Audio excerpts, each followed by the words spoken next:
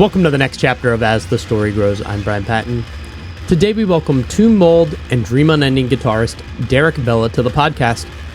Dream Unending's new record, Song of Salvation, is out today on 20 Buck Spin. Links to the record will be in the show notes. Derrick talks about choosing Toronto over Philadelphia when the pandemic hit, releasing music on cassette, the joy of creating with friends, and more. This was such a delightful chat, and I'm grateful that Derrick was on the pod. If you've been paying attention to social media news, you'll have noticed it's all bad. A lot of people have lost their jobs at Twitter, Facebook, and Instagram. I've noticed in the last few weeks that Instagram engagement with the podcast is way down, like nearly non-existent. I don't play the social media game, I don't have the apps on my phone, and I'm not spending time on the various websites engaging, posting lots of photos, etc. I just post the new episodes. But As the Story Grows is on Discord, and I'm on Discord all the time. I'd love to have you join me. We also have the As the Story Grows mailing list, which is moving to Substack this week. A link to both will be in the show notes. Those are without a doubt the best ways to stay in touch with me and As the Story Grows. Enjoy this week's chat with Derrick Vella from Dream Unending.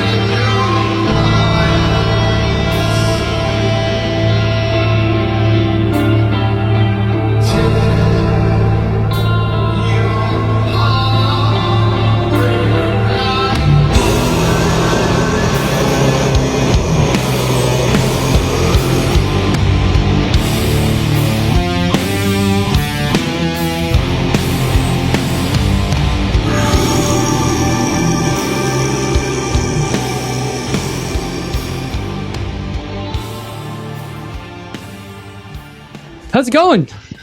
Good, man. It's a nice Monday morning here in Toronto, Ontario. Yeah. And autumn is in full effect, so I'm very happy. Yeah. Because I really love the fall. Yeah. Same. And I get to wear layers. It's not too cold. Hasn't started snowing. Where are you right now? DC. Okay. In DC, yep. Okay. Yeah. Yeah. All right. Sweet. So do you get much of you get an autumn there? Yeah, it gets cool. Yeah, the weather is fighting with itself right now. Like some days it's like very cold. Like the mornings are pretty cold. Like yeah, I was all bundled up, like taking my kids to school this morning, but like it's also supposed to be near 70 this afternoon, and I'm like, maybe I can still wear my jean jacket. I don't know. Right. Yeah, no, fair enough. The push and pull for sure. Right. Yeah. Definitely awesome. Good layer season. Yeah. So you're up in Toronto. I guess my question is going to be, how did you end up in Outer Heaven? So that's a funny story. Outer Heaven, like when this would have been, I guess, going into 2020. I thought I was going to be moving to Philadelphia. Okay. Because that's where my now wife was living. So I thought I was going to move down there, and then I was like, well, if I'm moving that way, I'll join Outer Heaven. And then with Dream Unending, I thought, well, Justin is in Boston. That's like 5 hours away. We can kind of make it work. But then during the pandemic, we had like a change of heart, probably for the best. And my wife came up here. So then with Outer Heaven, I sort of was like, I'm not coming down there anymore. But if you want me on your next record, like I'll learn it all. I'll play it all. I'll record my parts up here. And I had started playing like a fretless bass. So they were like, you kind of have to be on the album. And I was more than okay with it. So then they got a guy now who plays bass for them live. And Gotcha. if he ever wants to bounce things off me about the new songs, I'll show him what I played. And, I'm always happy to help. But during the pandemic, I was like, if you want to play shows, like go for it. But like, I am no way I can get down there. Right. Like it was, for a long time during that too, like you had, when you came back to Canada, you were required to isolate for like X amount of days and whatever. So it's just like, it's not feasible. Like, not worth it. And if it was a tour, it'd be different. But like one-off shows, it was sort of like, your best to have a guy. Yeah. Were you doing a lot of back and forth pre-pandemic to Philly from Toronto, or? Yeah, I like all the time to visit my wife, and I was able to practice without having a couple times. But I played one show with them at St. Vitus in New York, which was really awesome. And then Relapse ended putting out that show on record, which was cool, because I thought it was really good. But yeah, before that, like a lot of like 1 hour flights from Toronto to Philly, a lot of like canceled flights because of flash floods in Philly. Like, yeah, it was like a pretty crazy year or two. And then now not having to travel and like actually like living with my wife is pretty sick. Yeah. Very, very pleased. It's a good trade-off. How'd you meet if she was down in Philly? We met through like going on tour. Okay. And then we became friends, and then life came at us pretty fast on both ends, and then somehow we just ended up together. And then it was good. Yeah, it's good stuff. That's awesome. I lived in Philly until 2021. Oh, really? From 2015 to 2021. So yeah. Okay. What took you out of Philly? My wife's job. Okay. Yeah. Which is what took us up there. So. Oh, okay. Right. Okay. Yeah. And then you have, how many kids do you have? Two. How old? Yeah. 8 and 5. Oh, wow. Okay. Yeah. Great. Yeah. Great. Yeah. So they're both in school now. Yeah. Yeah. Yeah. Is it still like every time they leave for school, does your heart still break a bit, or are you good with it now? No, this summer, there was a point this summer I was like, school needs to start. You need to go. Yeah. Okay. I got you. I got you. Yeah. But then there's some moments where you're like, oh, they're sad that they're not babies anymore. But yeah. All right. Let's DC's a nice place. I like DC. It is nice. Yeah. It's where I grew up. So. Oh, okay. Perfect. It all works out. Yeah. Did you grow up in Toronto? Yeah, I grew up outside of Toronto in a city called Oshawa, like a town of like 130,000. And then Toronto was always like a train ride away. So once we were in high school, like friends and I could take the train in to go to shows, especially like matinee shows were always the best because we knew we could get the last train home for sure. Oh, cool. And then I've probably lived in Toronto proper since since 2010, I guess. Yeah, something like that. That's awesome. What got you into music? I wanted to play guitar when I was in elementary school, and my dad played piano, so I always thought that was cool. I was introduced to like the idea of playing music kind of from the jump, and I didn't want to play piano though. I wanted to play guitar, so they got me a guitar, and I took lessons, and then just sort of snowballed from there. Yeah.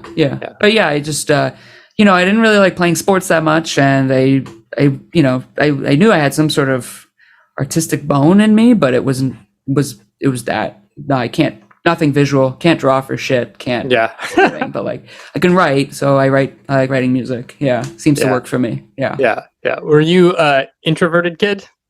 Yeah, for sure. Yeah. Like very, very fucking shy boy. And I guess I can, in a lot of ways, I still am. But I'm better at opening up now, but I'm always sort of waiting to see, like, I'm always feeling out the other person. Like, what kind of conversation can we have? Can I be myself, or do I have to be a little bit more like buttoned up or whatever, So, but yeah, definitely an introvert. Yeah, and guitar's a good instrument for that because you can just lock yourself in your room and play by yourself for hours and practice. For sure. And now, like with the way technology is like you could just make like a whole record by yourself in like in a bedroom, right? Yeah. Like a whole guitar album and stuff. Like, yeah, it's great, but like it's good to socialize too. Sure, yeah.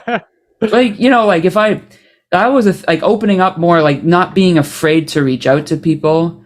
Is like the reason why I get to do things like Dream Unending. You know what I mean? Like Dream Unending exists because I emailed my bandmate Justin after his band Innumerable Forms finally put out a record like a few years back, because they'd been a band for so long, but they never had like an LP. Yeah. So when they did, I was like, I should reach out to this guy because I've been watching him play in bands since I was, 16, 17 years old. So it's like, I've been in enough rooms as this guy, at the same time as this guy, I should actually just say hello. Yeah. And I couldn't do it in person because I was like too much of a little chicken shit, but over email was easy because it's like, if he doesn't write me back, it ain't no thing. And if he writes me back, great. That's sort of That's like emailing bands like through their Bandcamp. I do that all the time. I maybe have like a 50% success rate of hearing back, but like whatever, I did it. It's fine, you know. It's like you know, you just have to shoot your shot sometimes. Yeah.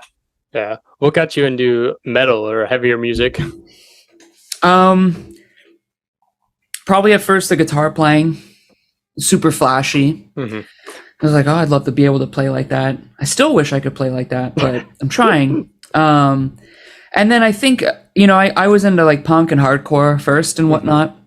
And then, you know, the thing that really turned me onto that was like the aggressiveness of it all. Yep. And then extreme metal kind of just took that. It was like the next logical step. So I was really into, I got really into death metal and grind. And then, you know, like I got into black metal and all that stuff from there. But now, like, I think a lot of it I still like, but now like I find myself like into like way more, not nerdy stuff, but like the more like progressive side of death metal is like sort of like where I hang my hat as far as like listening to it and whatnot. Yeah.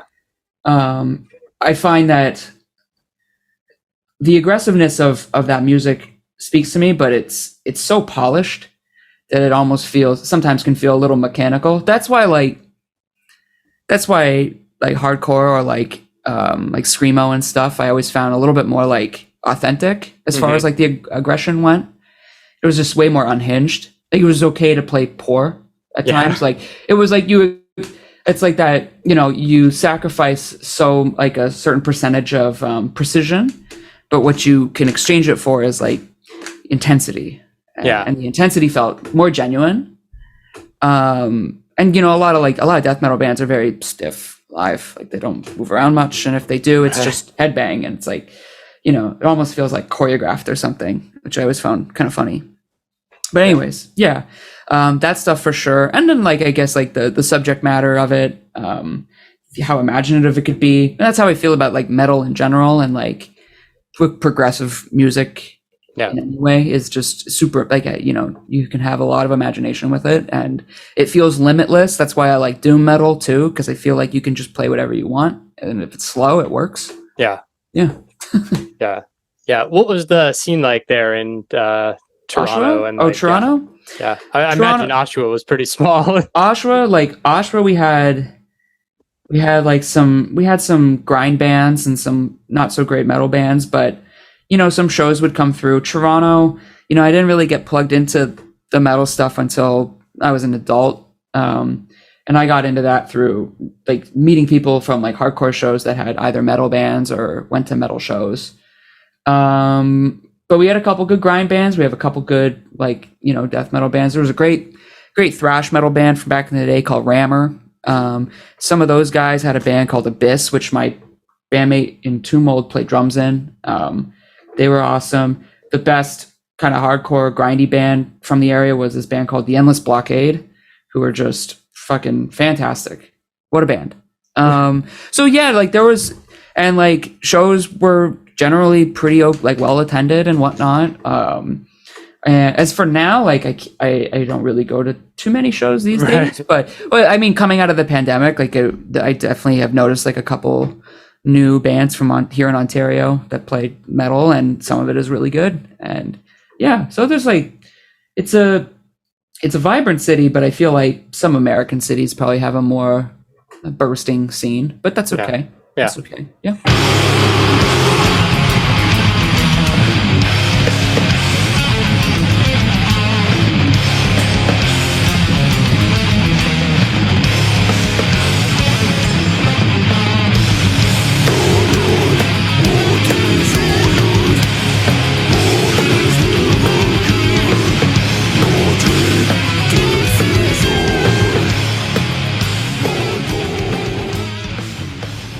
How'd you end up in Tumult?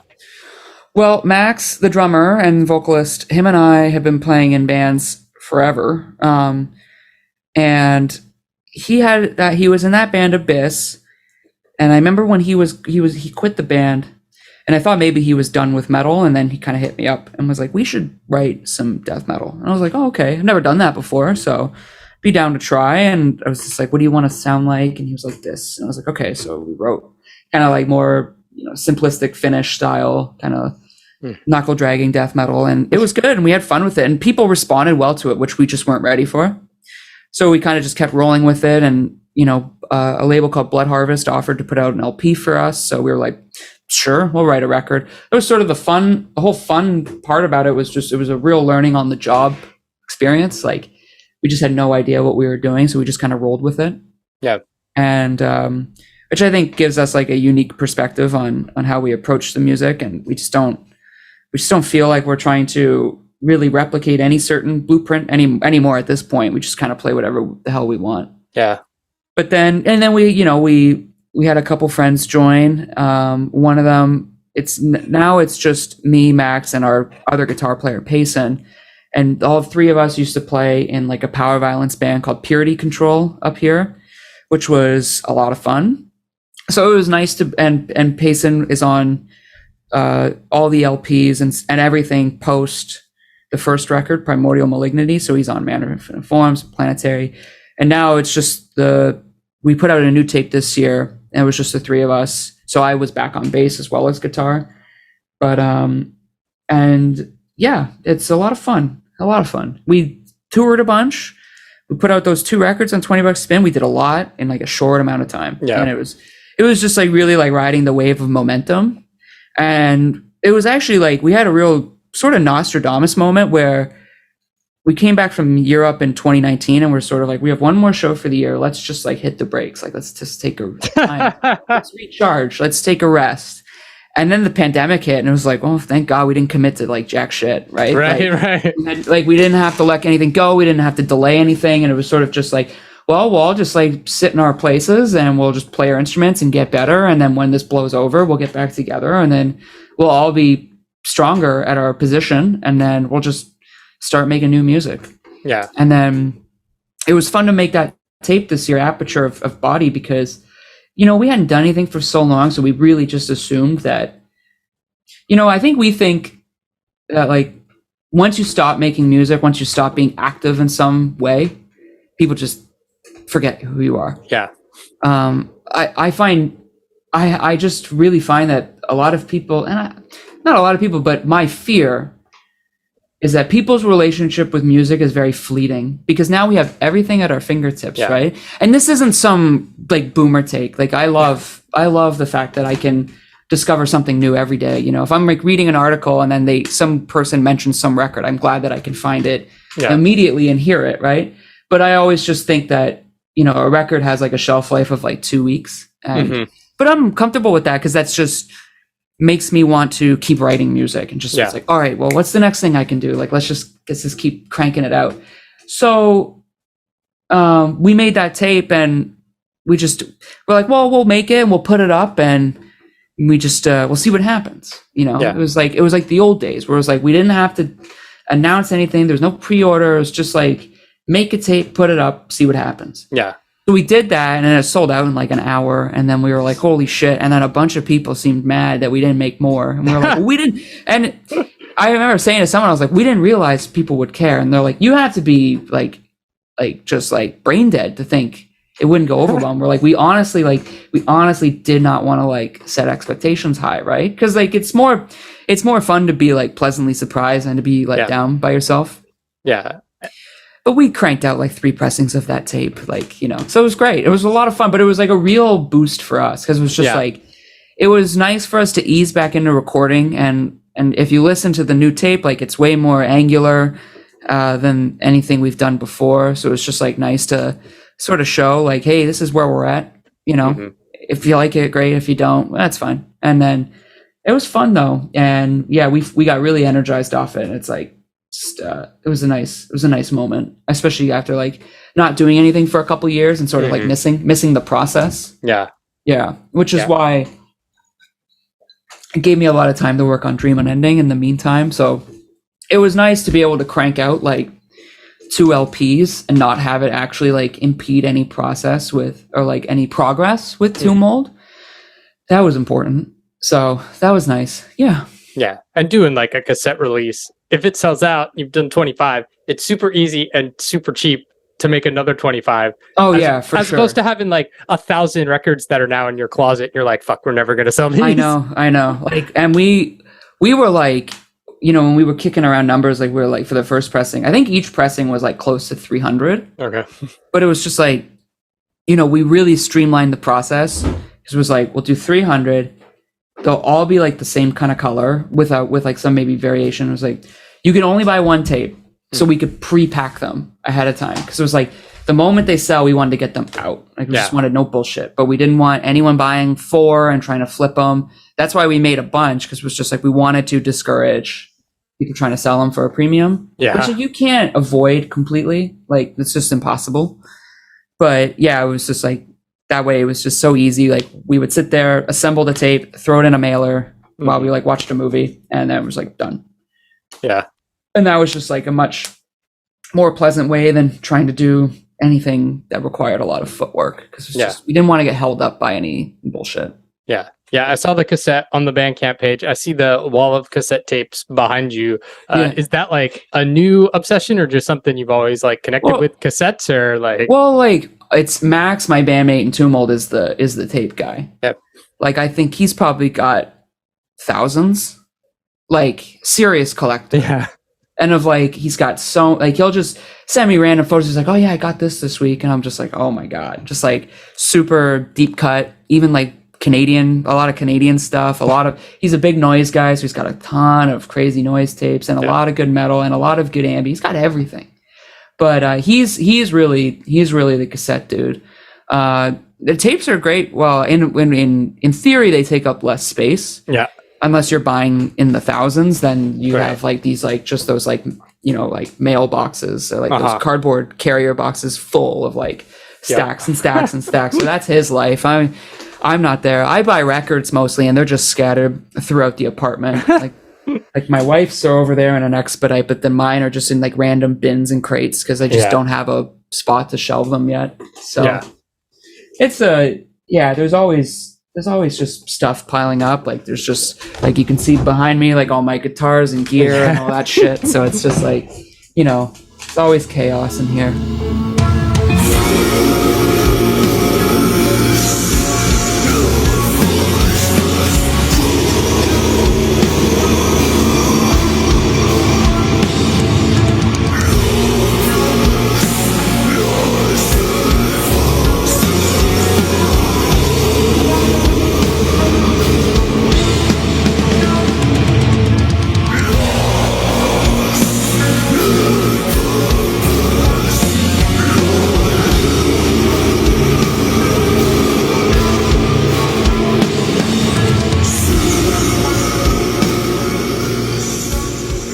Dream Unending got started after I emailed Justin about the Forms record. We just started talking, and I think I said to him, if you ever want to work on something together, let me know. And then he was like, yes, I do. He's like, let's do a Doom band. I was like, well, what kind of Doom? And he was like Peaceville Doom, like My Dying Bride, Anathema. And I was like, okay, yeah, cool.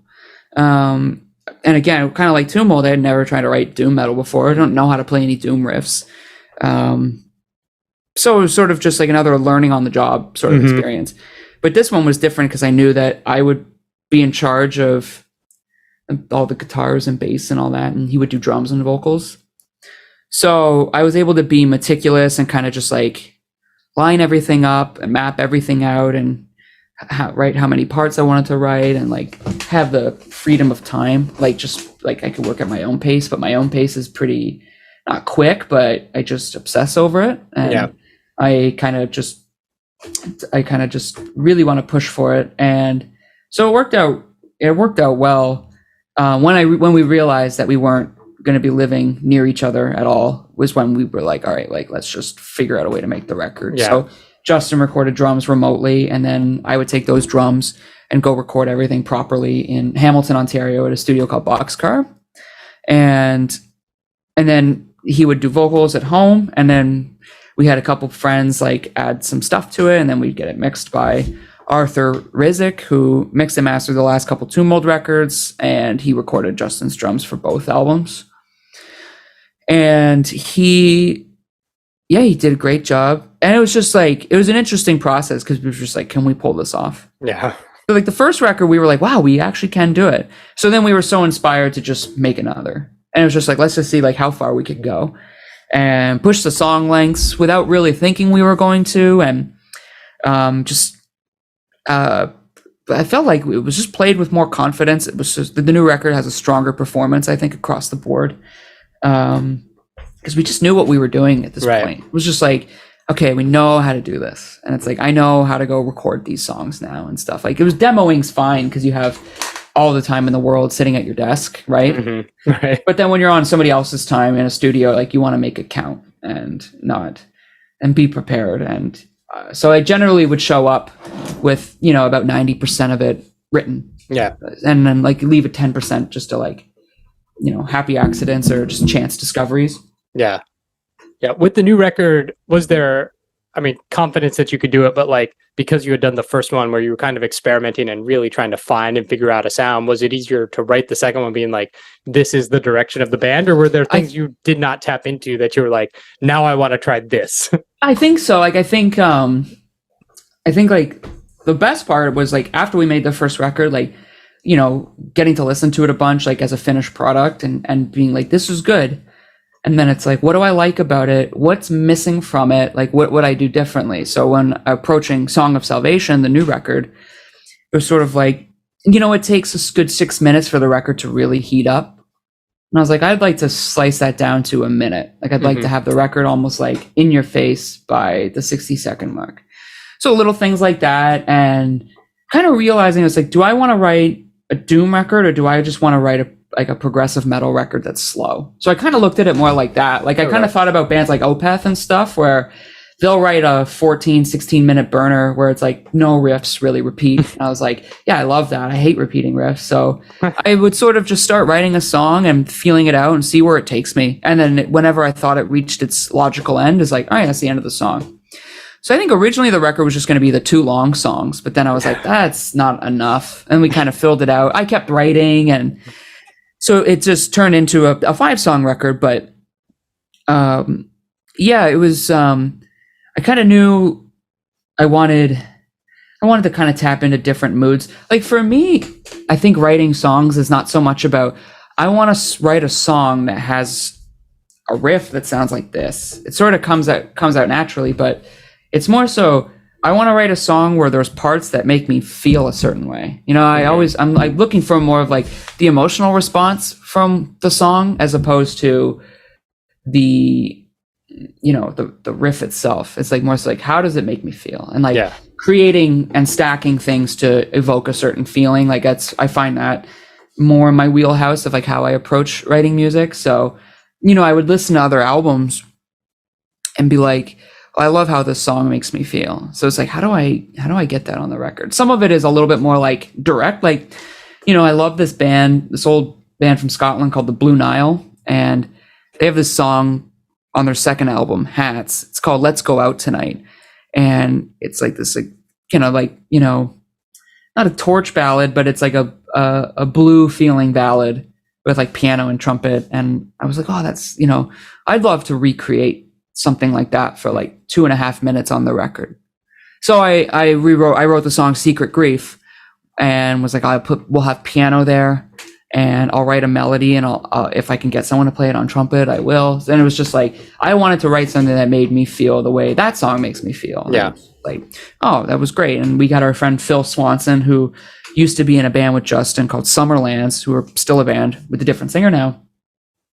We had him sing on it, and it was just amazing. And it was those things that I thought about more of that. I wanted to write a record that, doom is a very depressing genre, and I don't think Dream Unending is that depressing of a band. So we wanted to write something that was like hopeful and joyous, that still had the kind of like the downtrodden sections. So I kind of created a record where, the first song, it really like it's exciting and it goes places and it fills you with a lot of like wonder and other stuff. And then it's like, all right, now we're going to kind of bring the album down for a while. And then the last song kind of pulls you back up. But it was like, I wanted to run through the whole like gamut of emotion and sort of just like building the record like that. But then, and I never viewed it as like one long piece, but it can really play that way. Yeah.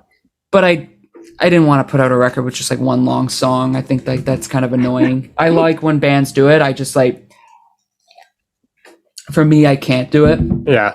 I think just the, you have to really like you have to have a lot of confidence in either you have to have a lot of confidence that people will stick with you for like a 70-minute song, or you just don't give a shit. And you're just like, I don't fucking care who listens, kind of thing, right? And if that's the mentality, I can get into that more so, I think, than being super confident, just because I've never been extremely confident in anything. Right. That's just not my MO. Like, I'm just too in my own head about that stuff.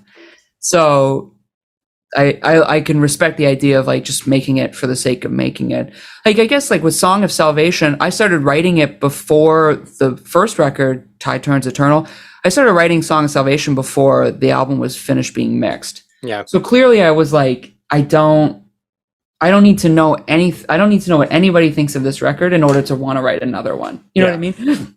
Excuse me. So it was like purely for me. It's like, I'm doing it for me, not for because I have to, or like because there's a fan base that expects it. Like, none of that stuff ever really factors in. It's just like, it's for me or my bandmates first, and then if people like it, that's just a bonus, right? Yeah. But the pursuit of creating something that you feel is meaningful is really like the best thing to chase. Yeah. Mm-hmm. Yeah. That's cool. Yeah, there's a great moment on In Cypher I Weep. They're like the ambient guitar section right before the clean solo where Justin goes, and it just sounds like a dinosaur. That like was space, good. And it's really fucking cool. That stuff's fun because some of it I don't realize until I hear it. Like, I don't know he's gonna do that. So on the new record, there's the closing track's called Ecstatic Rain, and near the end there's this like before the last clean break, there's this slow, like very sorrowful, like doom riff. Mm-hmm. And at one part he just goes, and it's just like perfect. And I didn't know he was going to do that. And then when I heard it, I think I was like listening here in my apartment on my speakers for the first time. And I was just like texting him. I was like, oh, that breath you take. And at this point, I was like, that's brilliant. It's just like those little things where, and that was the fun part about making the record with someone remotely, is like not knowing what the drums were going to sound like till they were done. Like, he's like, okay, I recorded this song today. Here's a rough mix. Like, here's a mix out. And it's like, oh, wow. Like, that's great. Nice. And I just, but not knowing what it's going to be is really interesting. Yeah. It's like it's a nice surprise, and I'm not so controlling that I would be like editing his drums while he was doing it. Drummers know how to play drums better than I do, so I kind of leave it to them and not try to edit or give them notes ever.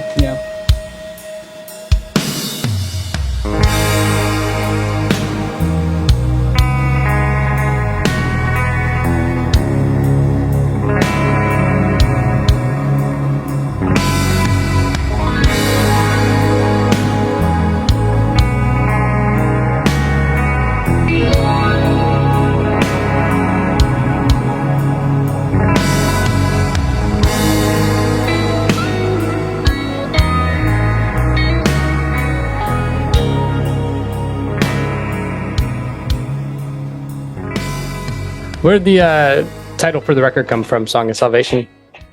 That's a good question. I know I came up with it. I think because the record or the songs we write really have to do with kind of finding yourself, like finding joy, freedom, like letting yourself just be comfortable with everything. It's sort of like self-discovery, taking something from experience, not trying to repress the past, sort of just learning to live with it, and sort of like saving yourself from yourself, right? So I felt like salvation was a word that kind of kicked around in my head a lot, and we look for salvation. So in many ways, we look through it, maybe through religion or through nature or through vices, so I just was like, well, if I'm going to write a song about that stuff, I might as well just call it Song of Salvation. Yeah. It sounds like it's a very gospel sounding thing, which like I love, because like I really do love like old gospel music, especially watching like old television broadcasts of it, because it was just so passionate. There's these people screaming about God, and I'm not much of a religious guy, but I feel something when I hear it, and it's just almost envy. It's like, oh, I wish I could feel that. You know what I mean? Like. So I really take something from it, and then, so I think it fit the record well, and I think it kind of came from that. Yeah. Are you interested in like conversations about lyrical themes and where songs are going? for sure. So he writes all the lyrics he sings. Like he writes anything that's sung clean by anyone or spoken. I write those parts. Yeah. And that stuff, I find that stuff usually comes first, and then it helps to set a tone for what he wants to write. Okay.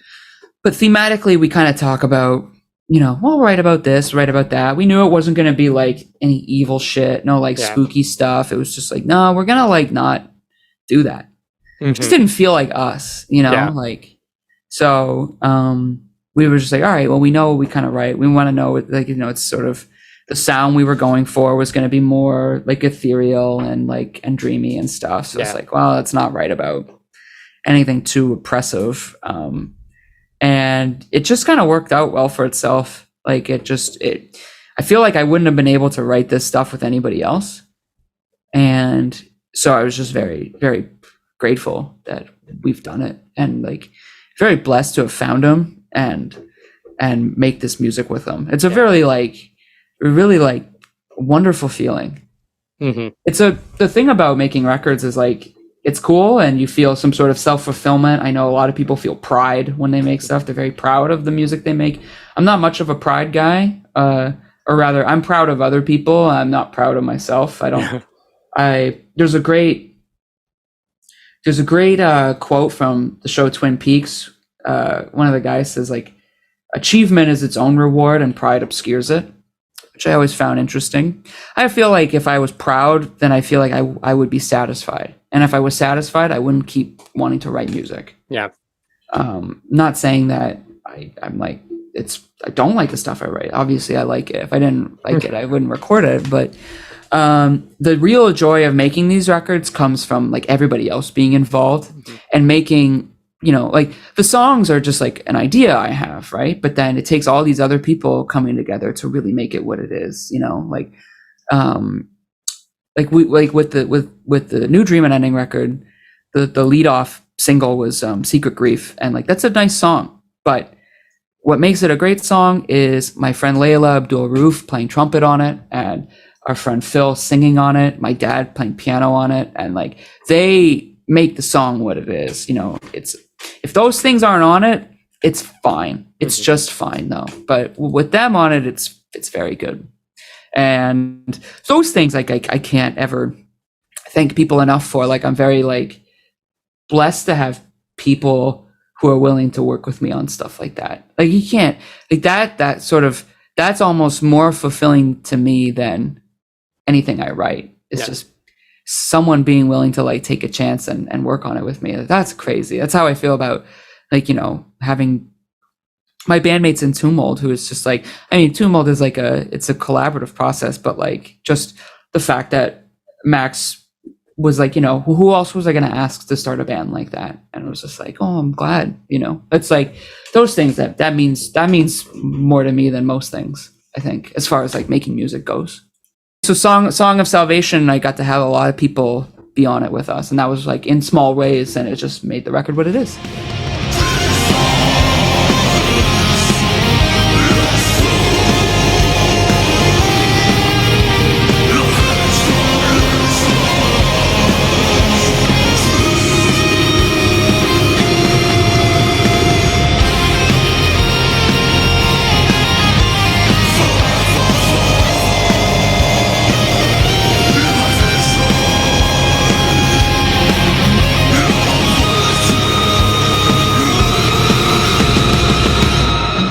Thanks for listening to As the Story Grows. Our intro music was written and composed by Jeremy Hunt. The As the Story Grows theme is by Bob Nana. If you like what you hear, subscribe wherever you get your podcasts and give us a rating and review. If you'd like to support the show financially, you can join us at patreon.com/asthestorygrows. Be a part of our community and join the ongoing conversation over on Discord. If you enjoy this episode, share it on social media with your friends. Much appreciated, and thanks for listening.